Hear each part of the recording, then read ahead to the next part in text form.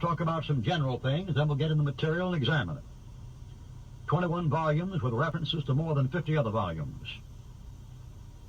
First of all, I want to talk to you about the similarities between the good angels in the Bible, the angel of the Lord, not the fallen angels.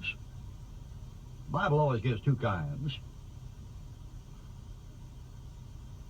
I mean, the fellow who wrote the book called Gods and Devils from Outer Space had a more scriptural approach than the other 20 volumes. But the good angels, or God's angels in the Bible, do have 5 things in common with the occupants of the flying saucers and cigar-shaped objects that people have professed to have seen. Number 1, the angels in the Bible, the angels of the Lord and the angel of the Lord, number 1, professes to have higher knowledge than man. Number 2, they profess to have endless life as created spirits.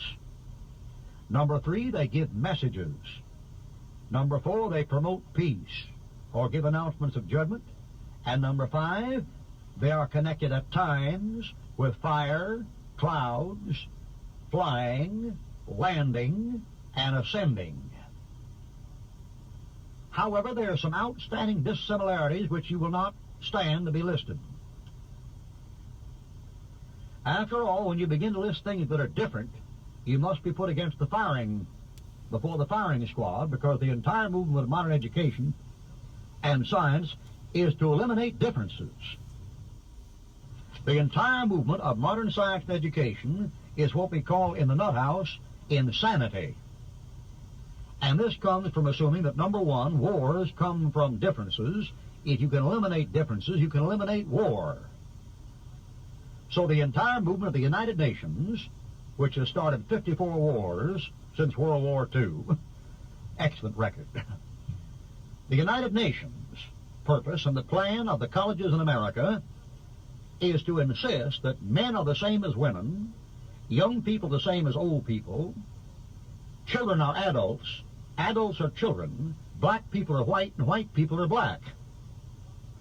And if you can't prove this, then you force it to be so by what we call indiscriminate adulteration, or the more acceptable term used by the Associated Press, integration.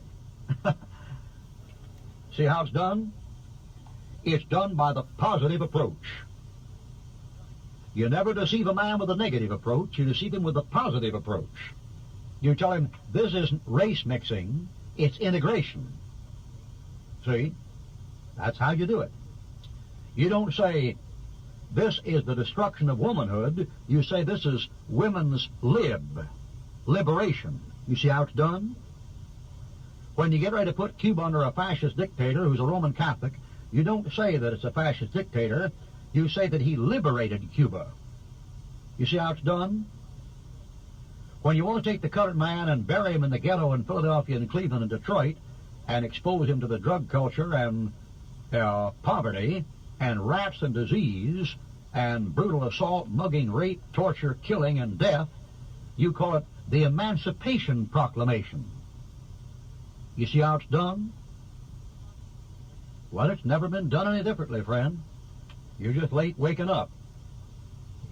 I'm going to list now the dissimilarities between the angels of God, the angel of the Lord, and what these people are contacting from outer space.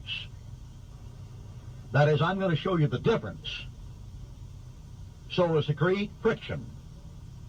I'm going to show you the difference so as to split your group. You see?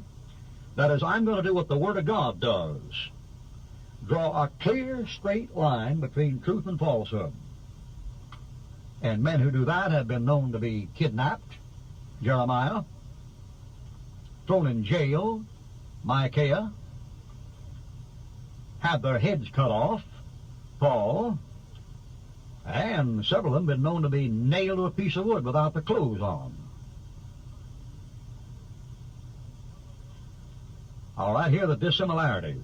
Number 1, no angel of God or angels in the Bible is ever concerned with power supplies. Our UFO dear brothers from outer space, our dear sky brothers, are awfully concerned about sources of power, as we'll see in a minute. That's a strange thing. You never met an angel in your life concerned about sources of power. The angel of the Lord killed 185,000 men in one night, didn't have to go to a reservoir or a power plant to plug in the tweeter-woofer system to anything. He didn't need an outlet, a power supply, a transformer, an alternating current, or nothing. And when the angel of the Lord struck down Herod in Acts chapter 12, did you think he had to find a source of power? Now here is a tremendous gap between these birds who come down in UFOs and angels. And you'd better get it. There is an angel in that Bible concerned about your power supply. Number 2, no angel in the Bible, as far as the record is concerned, ever wasted time asking any human being a lot of questions about human beings. Our UFO friends seem to be rather stupid. They come down and take blood samples, according to the witnesses. They come down and take people on board and show them a lot of junk. You don't find angels in the Bible wasting time with that kind of crap. Now, you see the difference between a Bible-believing Christian and a science-worshiping fool? Those of us who believe that book and know the book, we know our differences. After all, when you're born again, you're a new creature. Why shouldn't you be able to tell the difference? Number 3, no angel in the Bible ever said anything or did anything that contradicted any verse in the Bible. Our UFO friends seem to be kind of anti-biblical, talking about we're coming down to help you. Why, you don't read anything in that Bible about before the second advent of Jesus Christ, angels coming down to help folks find a way to peace. What you talking about, baby? The 3 biggest wars on this earth are in the future. If our UFO friends from outer space are angels, they're about the stupidest mutts that ever hit the boards. They're going to bring in 3 world wars, according to the Bible. Now, are you oriented yet? It isn't difficult to stay with this. Sound doctrine is there's a tremendous war that kills a third part of this earth following the rapture in Revelation 6. Read it. There is a second world war that cleans out the Gentile powers at the advent of Christ in Revelation 19. Read it. There's a third world war of Gog and Magog at the end of the millennium in Revelation 20. Read it. You can read. What are you waiting for some jackrabbit to show up from Venus and Mars for when God put the thing right in your lap on a dime store counter?